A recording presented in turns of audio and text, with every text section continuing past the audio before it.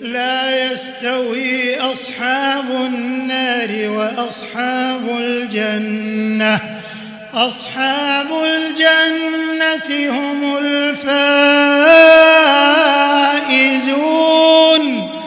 لو أنزلنا هذا القرآن على جبل لرأيته